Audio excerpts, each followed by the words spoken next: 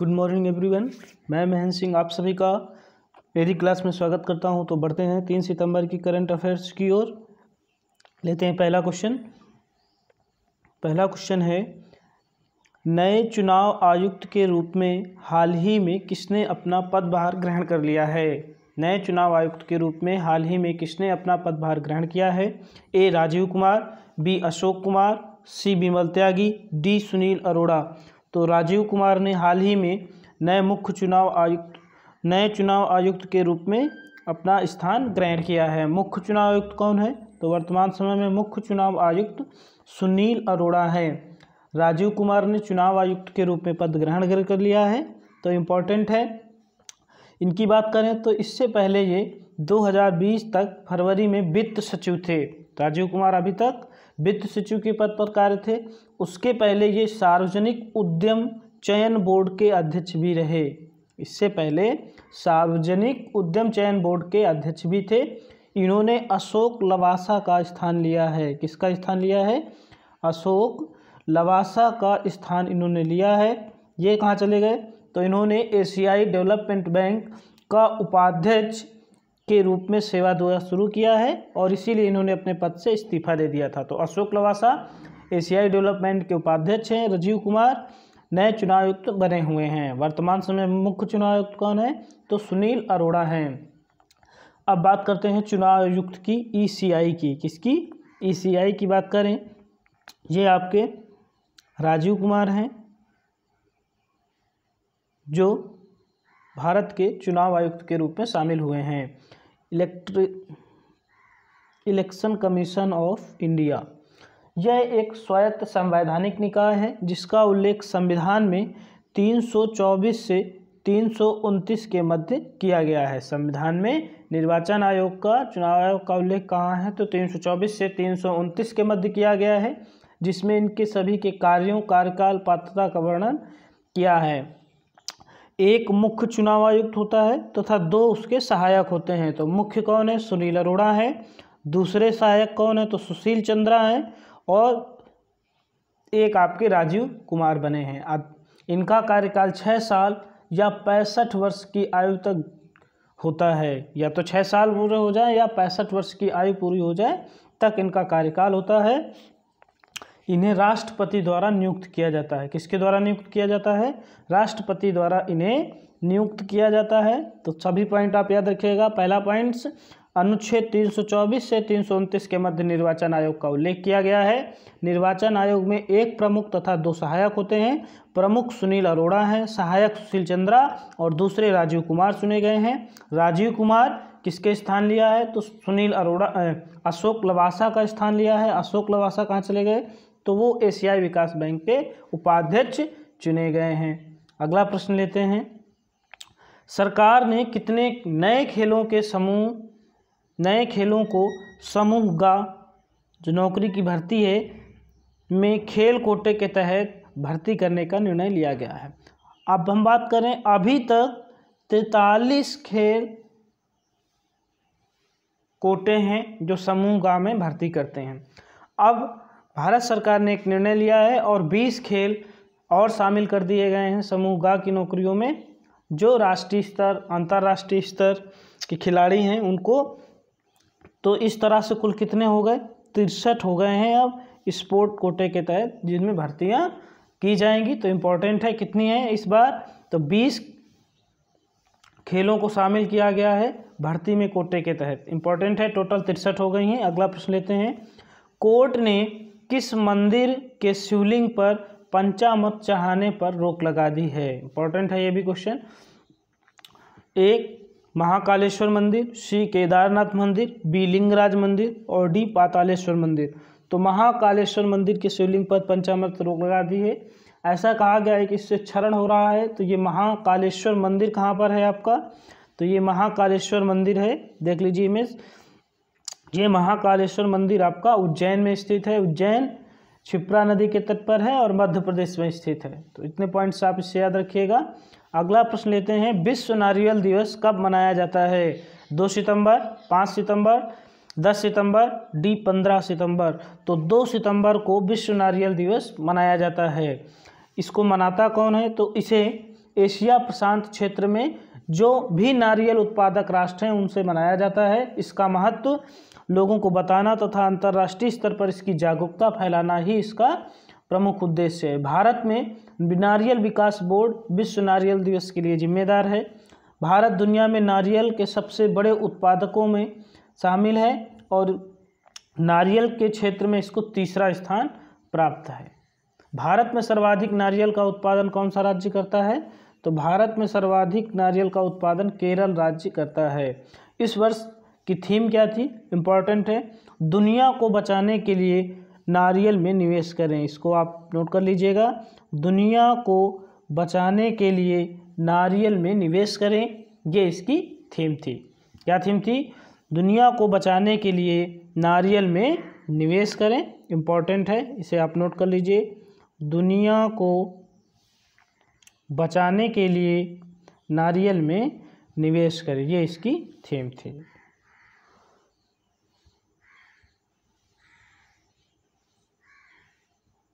नारियल में निवेश करें, ये इसकी थीम थी इस बार की। तो अगला प्रश्न लेते हैं, भारत में सर्वाधिक कौन उत्पादन करता है नारियल का? तो केरल करता है। विश्व में भारत की क्या स्थिति है? तो विश्व के सबसे बड़े उत्पादकों में और तीसरा इसका भारत का स्थान है इसके उत्पादन में। अगला प्रश्न लेते हैं, ऑस्ट्रेलिया ने भारत के साथ व्यापारिक समझौते रिश्ते मजबूत करने के लिए क्रिकेटर मैथ्यू हेडन के साथ किस भारतीय खिलाड़ी को भारतीय व्यापार एकता राजदूत नियुक्त किया है? साथ साथ में नियुक्त किया है। तो इम्पोर्टेंट है, ए लीसा सिंह, बी निक्की हैली, सी अपर्णा कुमार और डी सीमा वर्मा। तो इन्होंने लीसा सिंह को नियुक्त किया है। इम्पोर्टेंट है, याद कर लीजिएगा। कौन, किस देश ने? ऑस्ट्रेलिया ने। ऑस्ट्रेलिया के क्रिकेट खिलाड़ी मैथ्यू हेडन। ऑस्ट्रेलिया की राजधानी कैनबरा है और मुद्रा वहाँ की डॉलर है। अगला प्रश्न है, किस देश ने घोषणा की कि वह कोविड-19 की प्रतिक्रिया स्वरूप 3,500 करोड़ रुपए की ऋण सहायता राशि भारत को प्रदान करेगा? ए जापान, बी रूस, सी फ्रांस, डी ब्रिटेन। तो ये जापान ने घोषणा की है। जापान भारत को 3,500 करोड़ रुपए की ऋण सहायता प्रदान करेगा। जापान के विषय में बात करें तो ये एशिया में स्थित देश है। एशिया में दो ही विकसित देश है, सिंगापुर और जापान। यह एक द्वीपीय देश है जो पश्चिमी उत्तर पश्चिमी प्रशांत महासागर में स्थित है। यह जापान के सागर ओखोत्स्क और पूर्वी चीन सागर के साथ अपनी सीमा समित करता है। इसकी राजधानी टोक्यो है। मुद्रा इसकी येन है। मुद्रा क्या है?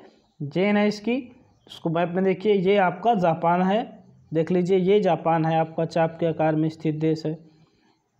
और इसके ये आपका जापान सागर है जो नीला नीला दिखाई देता है। ये नॉर्थ पैसिफिक ओशियन है, उत्तर पश्चिमी प्रशांत सागर। तो साउथ कोरिया देश इधर है। तो इम्पोर्टेंट है, जापान की राजधानी टोक्यो है, मुद्रा येन है। इम्पोर्टेंट है। अगला प्रश्न है, भारत का पहला मल्टी वेवलेंथ स्पेस वेधशाला कब लॉन्च किया गया था? भारत का पहला मल्टी वेवलेंथ स्पेस वेधशाला कब लॉन्च किया गया था? तो इसको भी याद कर लीजिएगा। इम्पोर्टेंट है कि वेवलेंथ वेधशाला कब लॉन्च की गई है। ए 28 सितंबर, बी 2012, 2013, 28 सितंबर 2015 और 28 सितंबर 2019। तो ये सारे प्रश्न इम्पोर्टेंट है। इसे 28 सितंबर 2015 को जारी किया गया था। तो इम्पोर्टेंट है ये योजना, इसे आप याद रखिएगा। अगला प्रश्न लेते हैं, 28 सितंबर भारत का पहला मल्टीवेवलेंथ लॉन्च किया गया है। अगला है, भारतीय नौसेना के मटेरियल के रूप में किसे नियुक्त किया गया है? मटेरियल के रूप में किसे नियुक्त किया गया है? मटेरियल का मतलब है साजो सामान जो है नौसेना का है, उसका प्रमुख किसे नियुक्त किया दिया गया है? तो ए ऑप्शन सही है, एस.आर. शर्मा को नियुक्त किया गया है। नौसेना के वर्तमान प्रमुख कौन है? तो आर के भदौरिया हैं। एस.आर. शर्मा जिन्हें भारतीय नौसेना में साजो सामान का प्रमुख नियुक्त किया गया है, इनका इमेज है। अगला प्रश्न लेते हैं, उत्तर प्रदेश सरकार ने किस खिलाड़ी के नाम पर एक सड़क बनाने की घोषणा की है? तो चेतन चौहान के नाम पर उत्तर प्रदेश सरकार ने एक सड़क बनाने की योजना शुरू की है। इससे पहले उत्तर प्रदेश की कुछ बात करें तो उत्तर प्रदेश ने हाल ही में मेजर ध्यानचंद विजय पथ योजना भी शुरू की थी, जिसके तहत 19 खिलाड़ियों में के घरों तक सड़क बनाने की योजना थी। उत्तर प्रदेश की बात करें तो उत्तर प्रदेश के वर्तमान मुख्यमंत्री योगी आदित्यनाथ हैं, राज्यपाल आनंदीबेन पटेल हैं। उत्तर प्रदेश की विधानसभा की कुल सीटें 403 हैं, विधान परिषद की 100 सीटें हैं यहाँ पर, लोकसभा की 100 सीटें हैं यहाँ पर। तो ये कुछ पॉइंट्स थे। उत्तर प्रदेश की बात करें तो उत्तर प्रदेश में आयुष कवच ऐप इसने जारी किया था, प्रवासी राहत मित्र भी ऐप जारी किया था, बाल श्रमिक विद्या योजना भी उत्तर प्रदेश सरकार ने शुरू की थी, हर्बल रोड 800 किलोमीटर तक बनाने के लिए भी उत्तर प्रदेश सरकार ने ही शुरू किया था। उत्तर प्रदेश से ही उत्तराखंड राज्य अलग हुआ था और इसकी न्यायिक राजधानी प्रयागराज है। न्यायिक राजधानी प्रयागराज है उत्तर प्रदेश की। तो उत्तर प्रदेश में ही दुधवा वन्यजीव अभ्यारण्य, चंद्रप्रभा, नवाबगंज पश्चिम बिहार भी स्थित है। तो ये कुछ पॉइंट्स। अभी मडुआडीह का नाम भी इसने बदल दिया है और बनारस उसका नाम कर दिया है। तो ये उत्तर प्रदेश से संबंधित कुछ थे। इसकी राजधानी लखनऊ गोमती नदी के तट पर स्थित है, ये भी याद रखिएगा। अगला प्रश्न लेते हैं, कौन सा राज्य अरुणोदय योजना को लागू करने का विचार कर रही है? तो अरुणाचल प्रदेश, असम, गोवा, सिक्किम। तो असम अरुणाचल अरुणोदय योजना को लागू करने की लक्ष्य बनाया है अक्टूबर तक, जिसके तहत 830 रुपये लाभार्थियों को दिया जाएगा, जिसमें प्रमुख रूप से विधवा, पेंशनर, वृद्ध, दिव्यांगों को शामिल सबसे पहले किया जाएगा। असम की बात करें तो ये पूर्वोत्तर भारत का एक राज्य है। ये असम को देख लीजिए आप, पूर्वोत्तर भारत में स्थित एक राज्य है। हाल ही में देहिंग पटकाई वन्यजीव अभ्यारण्य जो असम में स्थित है चर्चा में रहा। कौन सा?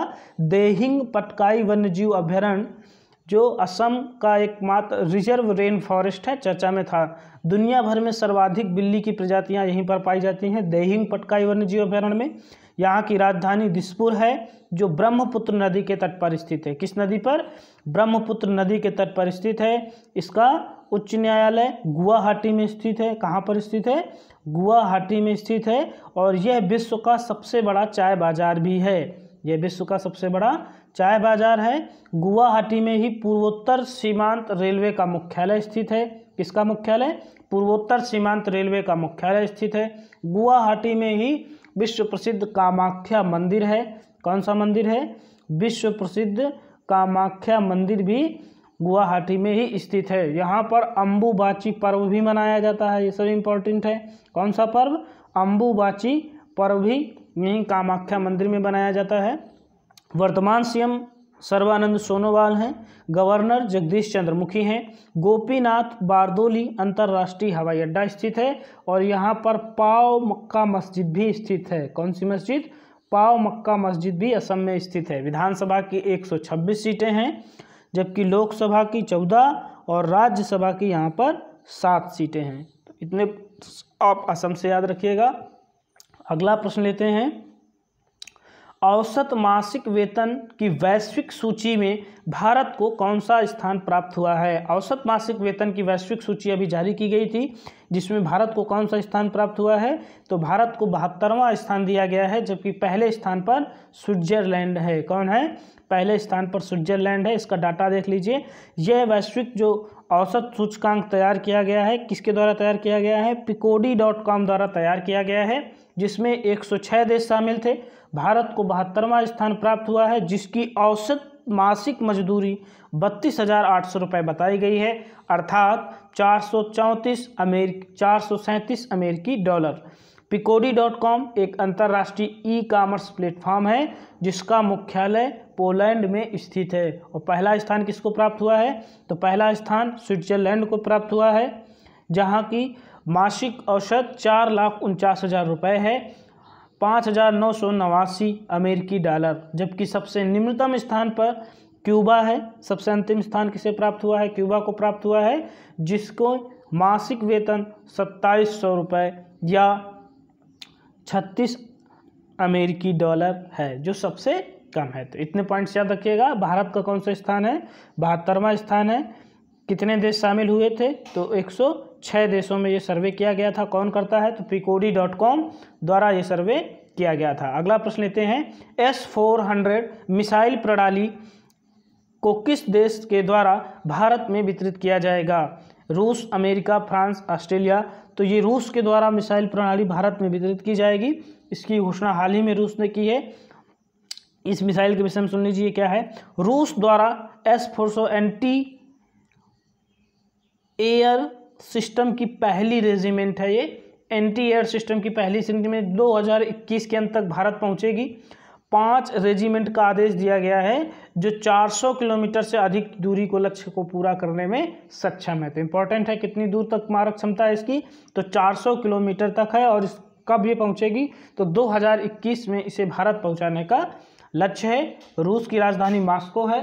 तो रूस के प्रधानमंत्री या राष्ट्रपति व्लादिमीर पुतिन, प्रधानमंत्री मेदवेदेव हैं। तो ये कुछ पॉइंट्स आप रूस से याद रखिएगा। अगला प्रश्न है, the big thought of little love पुस्तक किसके द्वारा लिखी गई है? करण जौहर ने ही ये पुस्तक लिखी है। The big thought of little love पुस्तक किसने लिखी? करण जौहर ने ये पुस्तक लिखी है। अपने जुड़वा बच्चों पर जो भी एक्सपीरियंस उसको पालन पोषण में होता है उसी के आधार पर इन्होंने ये पुस्तक लिखी है। करण जौहर ने, ये इनके जुड़वा बच्चे हैं। पालन पोषण में जो कठिनाइयाँ आती हैं, जो उतार चढ़ाव होते हैं, उसी का वर्णन इन्होंने अपनी पुस्तक में किया है। इससे पहले 2017 में इन्होंने एक बुक और लिखी थी, आ सुइटेबल बॉय। तो ये पुस्तक भी याद रखिएगा, इंपॉर्टेंट थी। आ सुइटेबल बॉय 2017 में लिखी थी। अब कौन सी लिखी है? तो द थॉट ऑफ। तो ये दोनों ही आपको याद रखने हैं। The big thought of little love और अ सुइटेबल बॉय किसने लिखी है? करण जौहर ने लिखी है, दोनों पुस्तकें। अगला प्रश्न लेते हैं, केंद्रीय प्रत्यक्ष कर board CBDT central board of direct taxes के अध्यक्ष कौन हैं जिन्हें 6 महीने का विस्तार दिया गया है? तो इम्पोर्टेंट है, इसके वर्तमान समय में प्रमुख कौन है? प्रमोद चंद्र हैं, जिन्हें 6 महीने का विस्तार दिया गया है। हेमंत खत्री की बात करें तो इन्हें हिंदुस्तान शिपयार्ड लिमिटेड का अध्यक्ष चुना गया है। डॉक्टर S पद्मावती की बात करें तो इन्हें गॉड ऑफ कार्डियोलॉजिस्ट के नाम से जाना जाता था। ये भारत की पहली हृदय रोग विशेषज्ञ थी जिनका हाल ही में निधन हो गया है। AR लक्ष्मणन की बात करें तो इनका भी हाल ही में निधन हो गया था। ये सुप्रीम कोर्ट में न्यायाधीश थे और 18वें विधि आयोग के अध्यक्ष भी रहे थे। तो किसे मिला है 6 महीने का विस्तार? तो प्रमोद चंद्र को मिला है। हेमंत खत्री हिंदुस्तान शिपयार्ड लिमिटेड के अध्यक्ष चुने गए हैं। डॉक्टर S पद्मावती भारत की पहली हृदय रोग विशेषज्ञ महिला थी जिनकी हाल ही में मृत्यु हो गई, जिन्हें गॉड ऑफ कार्डियोलॉजिस्ट के नाम से जाना जाता था। AR लक्ष्मण, इनका भी हाल ही में निधन हुआ। ये सुप्रीम कोर्ट में न्यायाधीश थे और 18वें विधि आयोग के अध्यक्ष रहे। 2 पुस्तकें लिखी थी, द जज स्पीक्स फेमस पुस्तक थी। तो इनको आप ये पॉइंट्स इतने याद रखिएगा। अगला प्रश्न लेते हैं, ये प्रमोद चंद्र हैं जिन्हें विस्तार दिया गया है, CBDT के अध्यक्ष हैं। अगला प्रश्न लेते हैं। अगला प्रश्न है, बिजली चोरी विरोधी पुलिस स्टेशन स्थापित करने का निर्णय किस राज्य ने लिया है? A Uttar Pradesh, B Rajasthan, C Madhya Pradesh, D Haryana. तो इसका निर्णय UP सरकार ने लिया है। बिजली चोरी विरोधी पुलिस स्टेशन स्थापित किए जाएंगे जिसके तहत बिजली चोरी रोकथाम की जाएगी। उत्तर प्रदेश के राज्यपाल आनंदीबेन पटेल हैं और मुख्यमंत्री योगी आदित्यनाथ हैं। इतनी बातें आप याद रखिएगा, इससे बेसिक तथ्य पहले ही बात कर लिए गए हैं। तो वीडियो देखने के लिए आप सभी का धन्यवाद। वीडियो अच्छी लगे तो लाइक और शेयर करिए तथा सब्सक्राइब करना ना भूलिए।